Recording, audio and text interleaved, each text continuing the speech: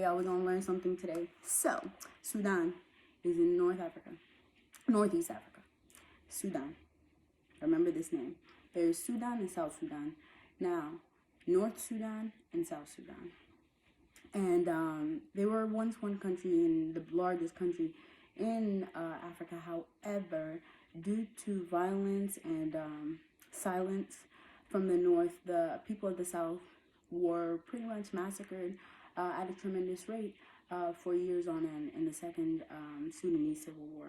This is not only due to colonization by the British, but keep in mind, this is key, Arabization, which happened almost 600 years before the British entered and colonized. Now, I think it's really important for us to understand why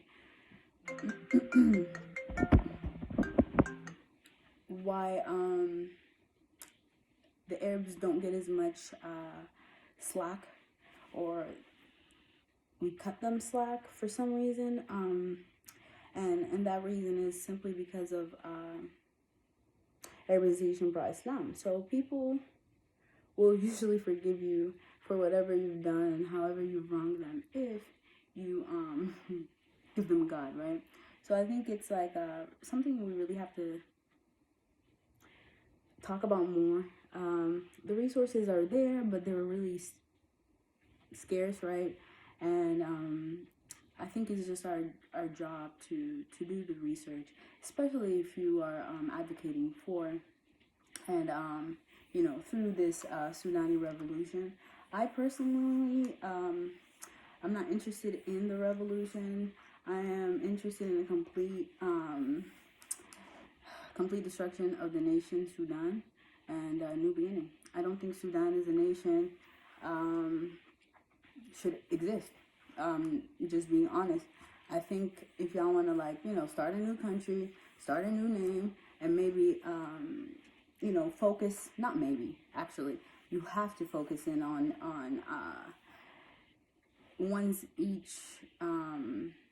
each one's moral compass, and also your ethics as a people. I think tribalism is a huge deal. I think religion is a huge deal. I think lack of human rights as a whole is a big deal. I think women's oppression is a huge deal. I think disregard of children is a huge deal. Oh man, that's a huge deal. I think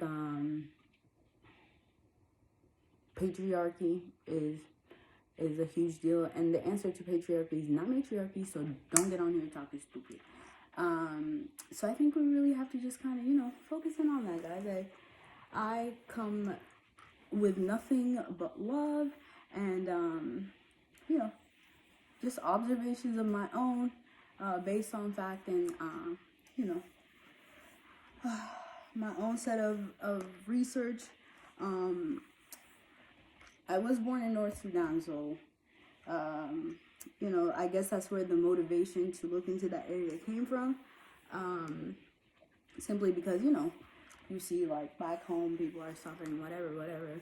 Though I genuinely don't believe that is my home, and home is everywhere I go, I still think it's something really important, and it's just, I have to do my part in this, simply because I think we're all really, for the most part, as a collective, romanticizing this whole situation. Like, when I see pictures and videos from Sudan and this revolution, I'm actually disheartened. People keep protesting, and I think they should stop, simply because we're going to keep dying at larger numbers, because Sudan has already shown you it doesn't give a fuck. Look at the close to 3 million bodies that are still dropping to this day in South Sudan.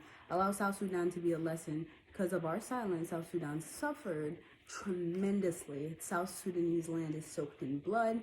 And I just think we have to understand that there are certain laws that govern this universe that are, yes, not in our hands, but manifested through our hands. Isn't that ironic? Silence is compliance, but also it's deadly. Silence kills. So if you see something wrong and you're for the most part silent as a majority and not standing up to do your part, then you know what? You can sit here and try to use the excuse, oh, well, what are we supposed to do? We're poor, we're this, we're suffering, our country's suffering. But I just think that's an excuse, honestly, to highlight your problems and to completely ignore the origin of many of the problems in in the region, and specifically in a region that is now a completely separate entity that literally had to earn its freedom from you, as the new nation of South Sudan.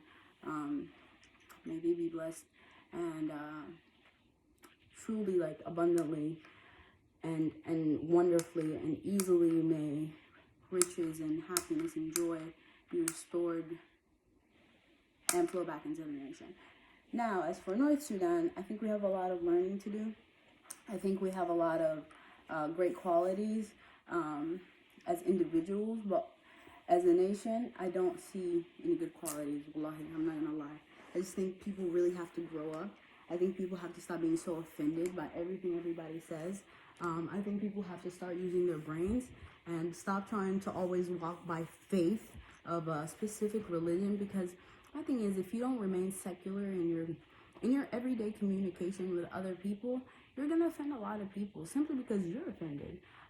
If somebody shares an opposing view, like on religion, for example, or whatever, right? Y'all would have a huge problem with it. It's a big deal. It's a huge problem. Suddenly it becomes this like kumbaya moment where everybody gets together, to rescue this poor kafir from their pit of misery. I think that needs to wake that up. Wake that up. I just want the best for you all. I love you all. And also, identity is really the reason we're all here. Identity is ego, and I think we have to stop trying to kill our egos and stop with the whole ego death thing.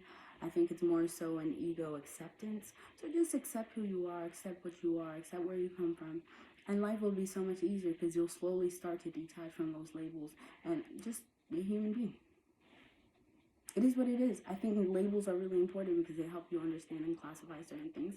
However, once you have it down in your mental schemas and you've reflected on it, and you've gotten rid of like the prideful aspect of being put in a certain space and given a certain title through the hierarchy that is slowly destroying all of us, I think you can be at a really good place and can really help with the ascension, but also the transcendence of humanity as a whole. Anyways, good people, I've been talking for 8 minutes. That's a lot. I wish you all the best. Much love to you all. Oof, I need to put some on my hair.